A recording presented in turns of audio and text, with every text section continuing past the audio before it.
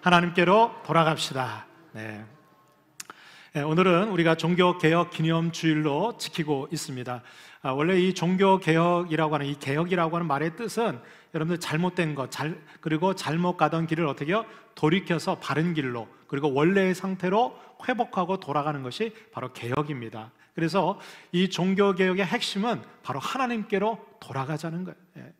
여러분들 이 기독교 신앙이 왜곡되고 그리고 변질되고 타락하게 되었을 때 하나님께서는요 그대로 내버려 두지 않으셨어요. 반드시 하나님께서는 어떻게 해요? 새롭게 개혁을 시키셨어요.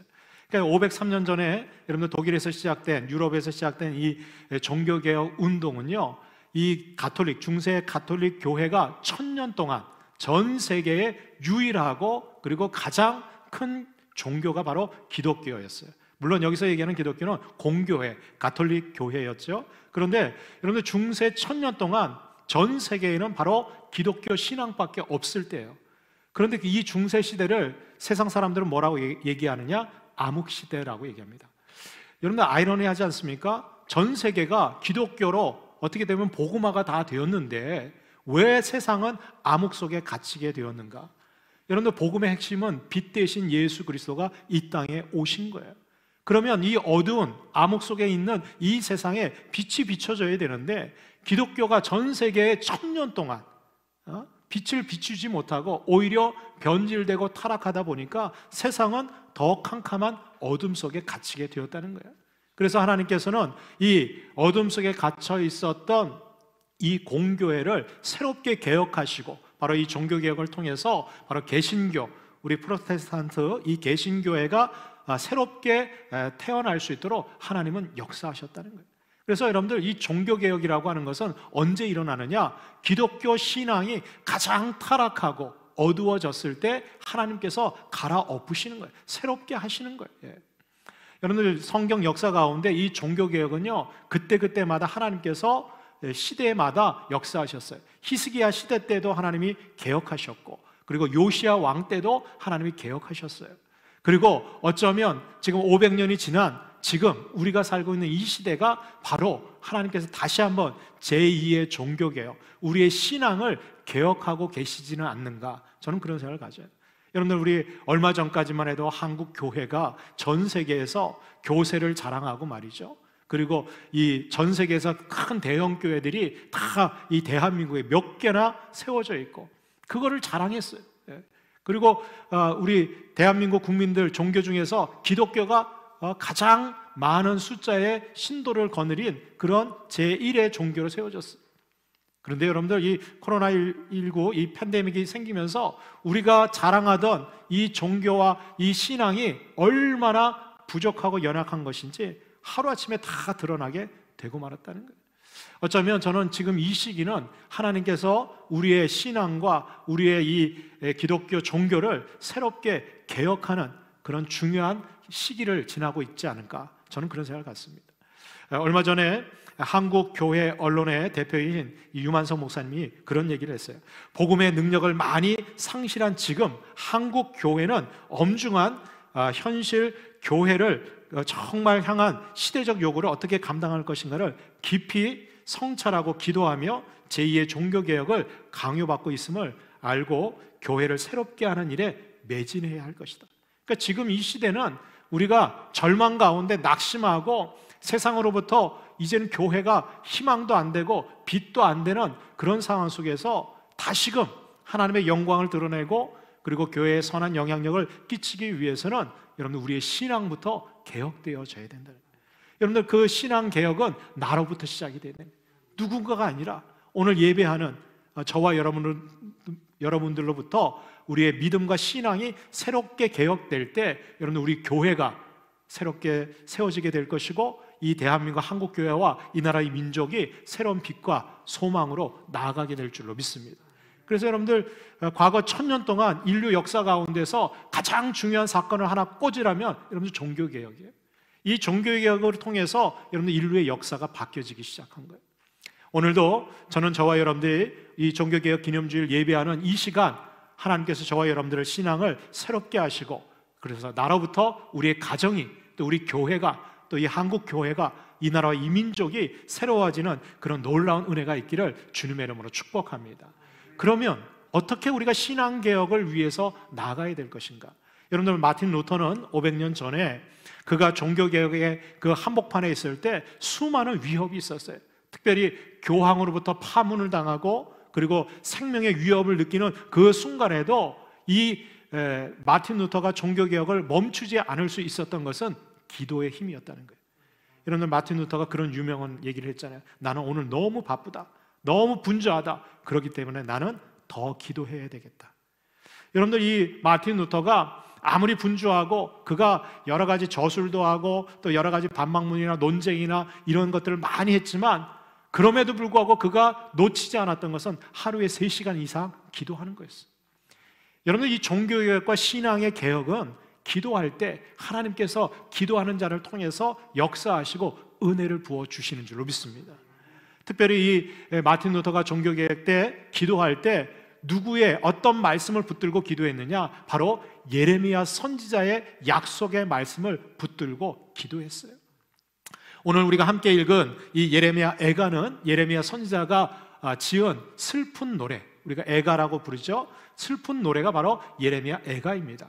그런데 이 예레미야 애가는 이 예레미야 선지자가 이스라엘 나라가 멸망해져 가는 마지막 시대에 눈물을 흘리면서 하나님 앞에 기도한 내용이 바로 예레미야 애가예요. 그리고 오늘 이 예레미야 애가 5장 19절로 22절은 이 애가의 마지막 끝을 장식하는 예레미야 눈물의 선지자의 눈물의 기도의 내용이 거기에 담겨져 있어요. 이 내용은 바로 이스라엘 나라가 바벨론 포로로 잡혀가고 멸망당하고 그리고 그들이 나중에 하나님의 은혜로 믿음과 신앙이 개혁되어서 회복되는 놀라운 약속의 말씀이 바로 이 예레미야 선지자를 통해서 하나님께서는 이스라엘 백성들에게 주셨다는 거예요. 저는 오늘 종교개혁 기념주일을 맞이해서 이 예레미야 선지자가 눈물로 기도했던 이 기도의 내용을 우리가 한번 살펴보고, 그리고 마틴 루터가 이 약속의 말씀을 붙들고 500년 전에 가톨릭 교회에서 이 종교개혁 운동을 일으켰던 것처럼 저와 여러분들이 이 시대에 우리의 신앙을 개혁하고 새롭게 되는 그런 놀라운 은혜가 있기를 주님의 이름으로 축복합니다. 자, 그렇다면 우리가 신앙개혁을 위해서 눈물로 기도해야 될 것은 무엇이고 어떻게 기도해야 될까요? 그 첫 번째가 바로 하나님의 통치를 확신하고 기도해야 됩니다. 할렐루야. 여러분, 어떻게 기도해야 된다고요? 하나님이 지금도 다스리고 통치하고 있다는 사실을 믿음으로 확신하고 기도해야 돼요. 그러니까 여러분들, 절망과 낙심 가운데 환경과 여건을 보고 아예 안 돼, 뭐 지금 이런 상태에서 뭐가 되겠어? 전도가 되겠어? 교회가 다시 살아날 수 있겠어? 여러분들, 이러한 정말 의심과 불신의 마음으로 기도하는 거 듣지 않으신다는 거예요. 여러분들, 예레미야는 어떻게 기도했습니까? 오늘 19절에 보니까 주는 여호와여, 주는 영원히 계시오며 주의 보좌는 대대에 이르나이다. 할렐루야. 여러분들, 예레미야 선지자는 이 이스라엘 나라가 하나님을 떠나고 그리고 죄악 가운데 우상 숭배 가운데 나라는 점점점 국운이 쇠퇴해 가는 거예요. 그래서 예레미야 선지자가 이스라엘 백성들에게 나가서 너희들 회개하지 않고 그리고 하나님 앞에 돌아오지 않으면 하나님이 심판하신다는 거예요. 이방 민족들을 일으켜서 나라가 망한다는 거예요. 그런데 여러분들, 이스라엘 백성들은 그 예레미야 선지자의 메시지를 듣지 않았어요. 오히려 거짓 선지자 하나냐라든가 이런 거짓 선지자들이 무슨 말이냐, 하나님은 우리를 택하신 거룩하신 살아계신 하나님이다, 하나님께서 우리를 지켜주시고 보호해 주신다는 거예요. 절대로 우리는 이방인들에 의해서 멸망하지 않는다는 거예요. 그러면서 오히려 이스라엘 백성들을 호도해 갔어요. 이스라엘 백성들이 듣기 좋은 얘기만 듣는 거예요.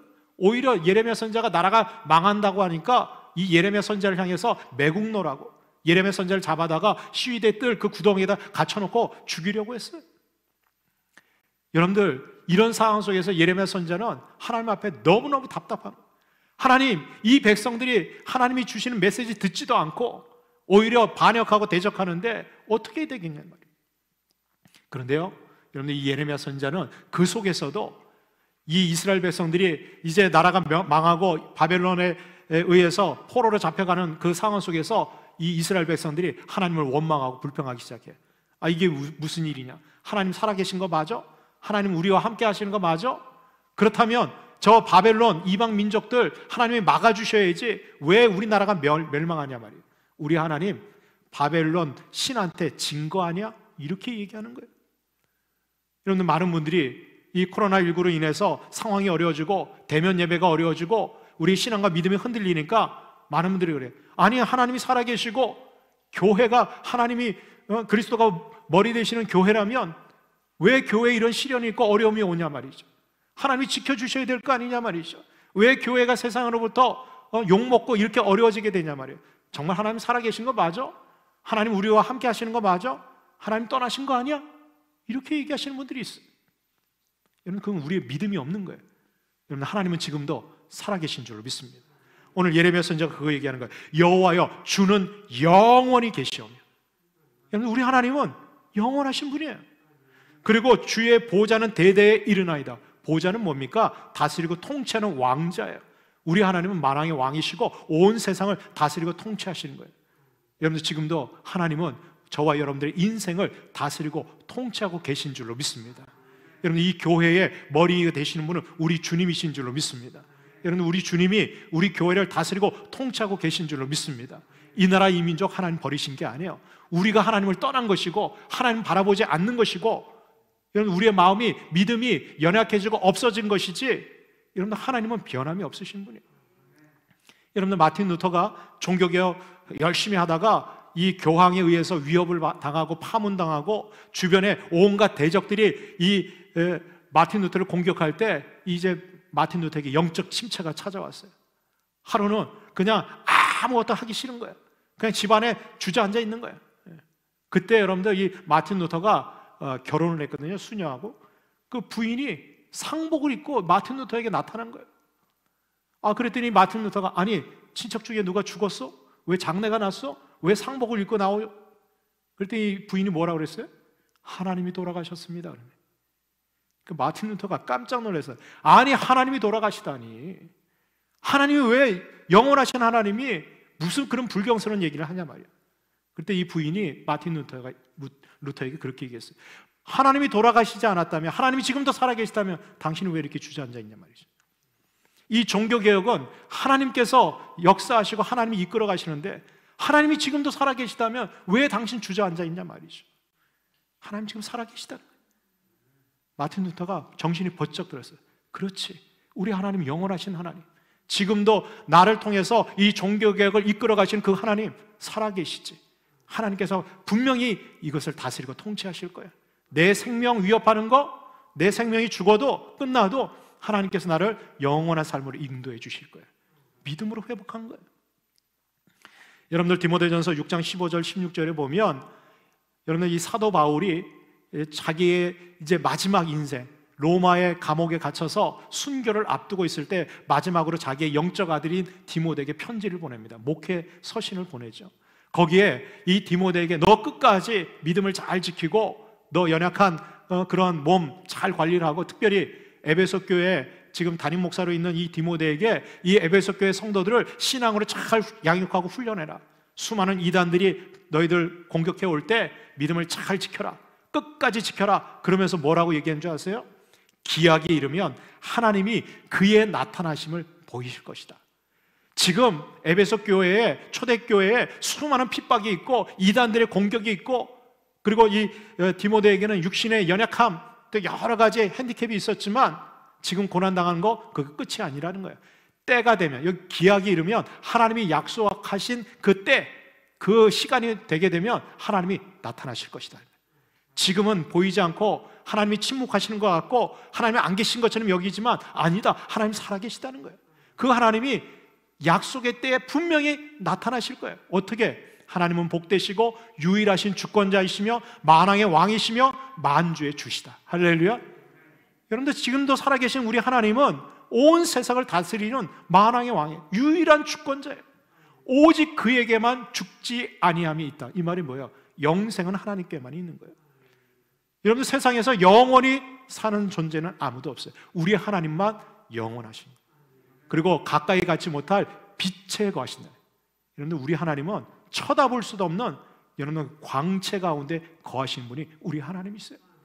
어떤 사람도 보지 못하였고 또 볼 수 없는 이신이 그에게 존귀와 영원한 권능을 돌릴지어다. 아멘. 그러면서 이 디모데에게 나는 이제 순교할 날이 얼마 남지 않았지만 나는 지금도 내 인생을 다스리고 통치하시는 분이 우리 하나님이라고 믿는 거예요. 너의 인생, 그 에베소 교회도 하나님이 다스리고 통치하시고 있다는 거예요. 때가 되면 하나님이 나타나신다는 거예요. 여러분들, 이 마틴 루터도 종교개혁할 때 앞이 보이지 않았어요. 캄캄했어요. 그러나 지금도 하나님이 이 온 세상을 다스리고 통치하고 있다는 사실을, 교황이 아니라 하나님이라는 사실을 이 마틴 루터는 믿었던 거예요. 그러니까 여러분들, 하나님의 통치를 확신하고 기도하니까 어떻게 해요? 끝까지 그 종교개혁 나갈 수 있는 거예요. 여러분, 우리 신앙개혁도 마찬가지예요. 어쩌면 지금 요즘 보면 정말 하나님이 어디 계신가? 하나님이 언제 나타나실까? 여러분, 우리 믿음이 흔들리고 의심이 생길 수도 있어요. 그러나 분명한 사실은 지금도 우리 하나님 살아계신 줄로 믿습니다. 저와 여러분들의 인생을 다스리고 계시고, 우리 가정 하나님이 지켜주고 계세요. 우리 교회 여러분 하나님이 붙들고 계세요. 저는 한국교회 하나님이 다시 세워주실 줄로 믿습니다. 이 나라, 이 민족이 다시 한번 마지막 때에 하나님의 선교를 위해서 쓰임받는 그런 민족으로 하나님 새롭게 해주실 줄로 믿습니다. 여러분, 그 하나님의 다스림과 통치를 확신하고 기도할 때 여러분, 우리가 새롭게 일어나게 되는 거예요.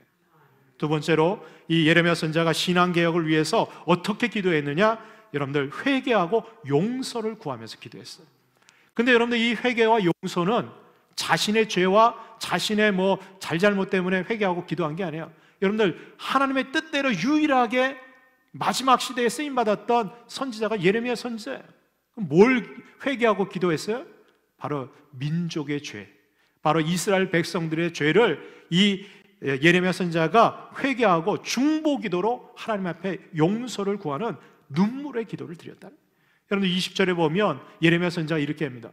주께서 어찌하여 우리를 영원히 잊으시오며 우리를 이같이 오래 버리시나이까.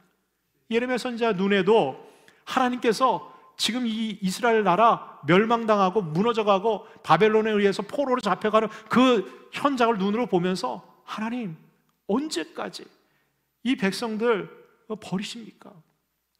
근데요, 눈물로 기도하던 이 예레미야 선지자가 하나님의 뜻을 깨닫게 돼요. 여러분들, 예레미야 선지자는 여러분들 그 애굽으로 그 포로 때 도망갔다가 거기서 죽어요. 예레미야 선지자는 이스라엘 땅으로 회복해서 돌아오질 못합니다. 그럼에도 불구하고 예레미야 선지자가 하나님 앞에 눈물로 기도하다가 깨달은 게 있어요. 하나님께서 지금 이스라엘 백성들에게 이방 나라를 일으키셔서 바벨론에 의해서 지금 이스라엘이 멸망당하고 있지만 그게 끝이 아니라는 거예요. 이 이스라엘 백성들이 진정으로 회개하고 하나님 앞에 용서를 구하면 하나님께서 어떻게 해요? 이 이스라엘 백성들 다시 회복시켜 주실 것이라고는 놀라운 비전의 말씀을 예레미야 선지자가 받아요. 그 말씀이 뭐냐? 너희들 포로로 잡혀가서 그게 끝이 아니라는 거예요. 70년 기한이 차면, 그리고 너희들이 진정으로 그곳에서 회개하고 마음을 돌이켜서 하나님께로 돌아오기만 하면, 하나님의 용서를 구하기만 하면 내가 내 백성들을 어떻게 해요? 다시 회복시켜 주실 거라는 거예요. 다시 이스라엘 나라를 재건해 주실 것이라는 거예요. 근데 여러분들, 이 비전의 약속의 말씀을 예레미야 선지자는 자기 때는 못 봤어요. 자기는 죽었어요. 근데 여러분, 그 약속의 말씀을 누가 기억했는지 아세요? 바벨론 포로로 잡혀가 있었던 다니엘이 기억해요. 다니엘이요, 70년이 지나고 난 그 바벨론 그 강가에서 하나님 앞에 기도하다가 예레미야 선지자에게 주신 70년 기한이 차면 이스라엘 백성들을 회복시켜 주실 것이라고 하는 이 비전의 말씀을 기억하고 어떻게 해요? 하나님 앞에 계속해서 기도하는 거예요. 뭘 기도했어요? 이스라엘 백성들의 죄악을 하나님 앞에 진심으로 회개하면서 하나님 앞에 용서를 구하는 기도를 드려요.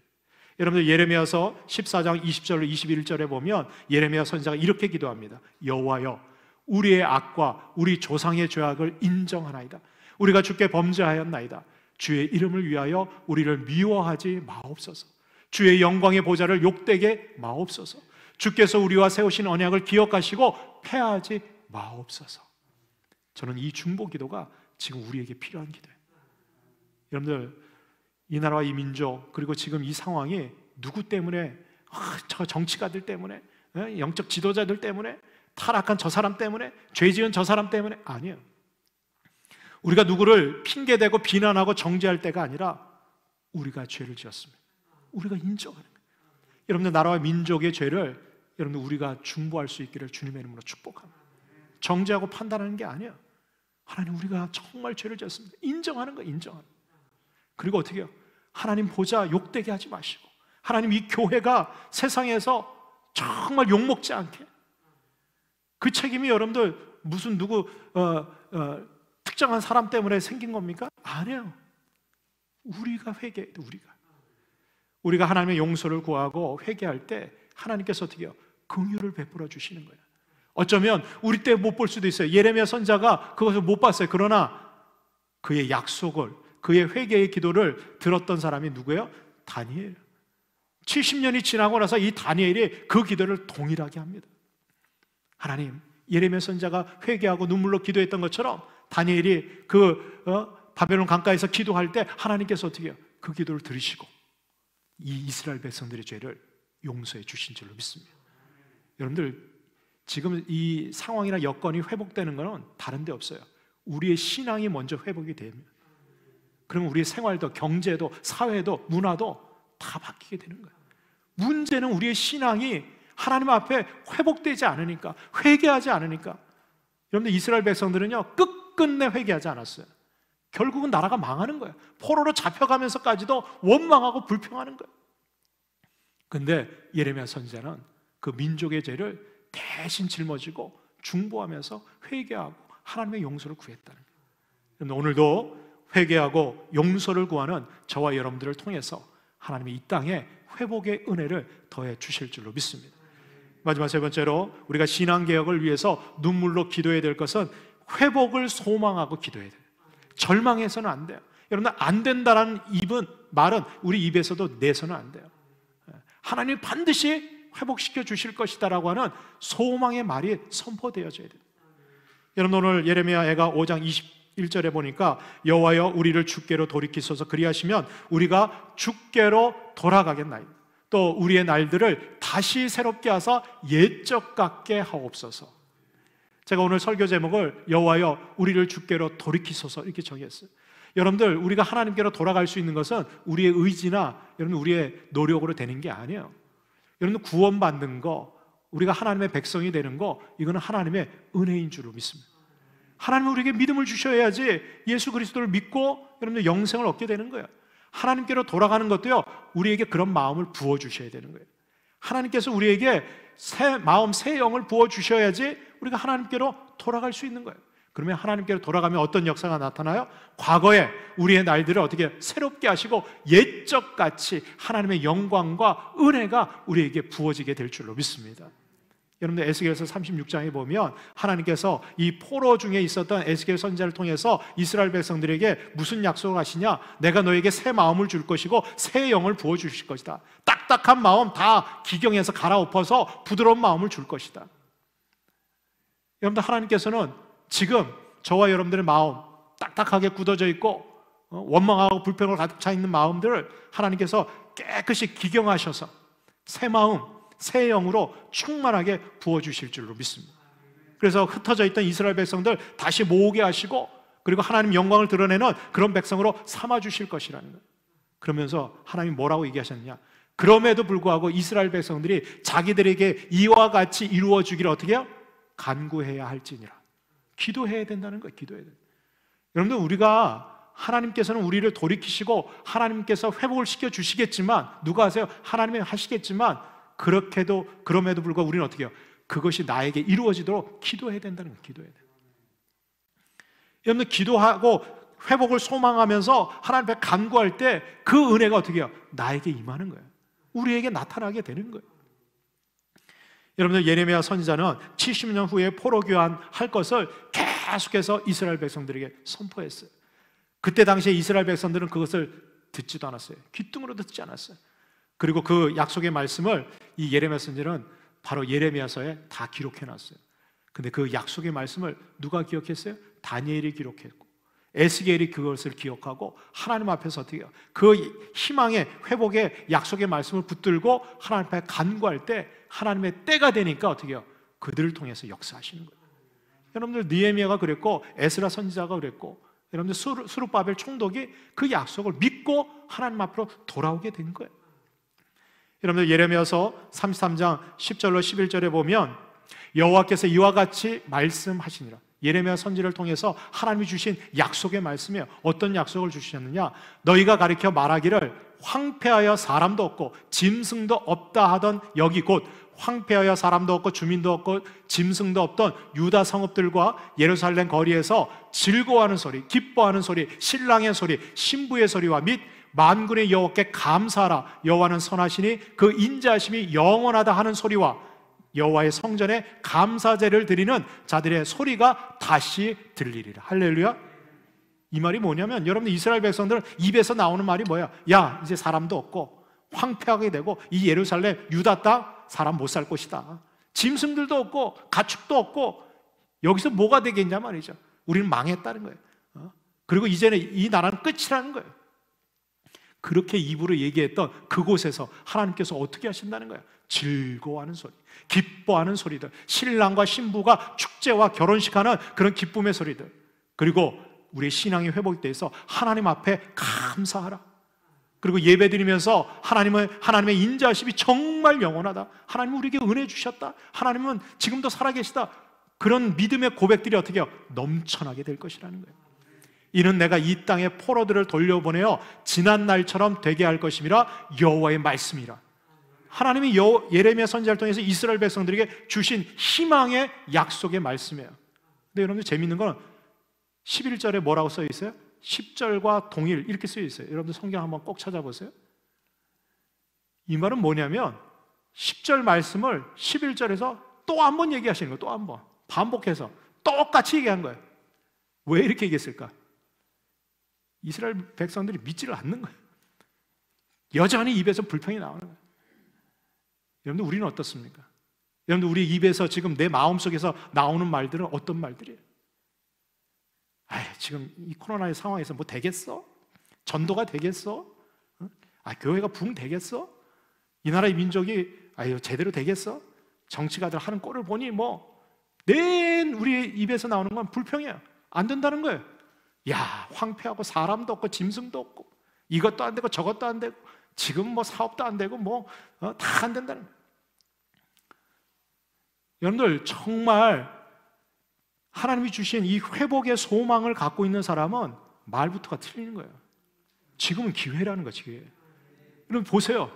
우리 교회 몇 년 동안 새 가족들이 안 들어왔는데 지금 들어와. 죄송합니다. 하나님 막 보내주셔요.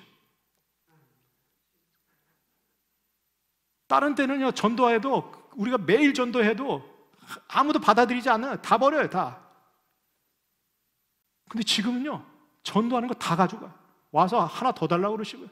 어디 교회 어디 있냐고 그러고. 교회가 좋은 일 하시네. 교회가 욕먹는 시대가 아니에요. 지금은 교회가요, 오히려 더 세상에 빛과 소금된 영향력을 끼칠 수 있는 좋은 시대예요. 그런데 왜 그렇습니까? 하나님이 지금도 우리에게 회복의 소망을 주시기 때문에 그래요. 여러분, 그 소망을 바라보는 사람은 주저앉아 있지 않아요. 하나님 반드시 회복시켜 주실 거예요.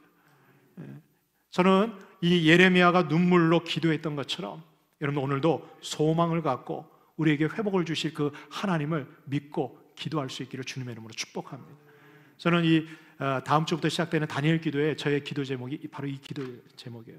하나님, 우리 모든 성도들, 우리의 개인적인 신앙을 하나님 새롭게 회복시켜 주옵소서. 특히 우리 교회를 하나님 다시 부흥의 그런 교회로 하나님 회복시켜 주옵소서.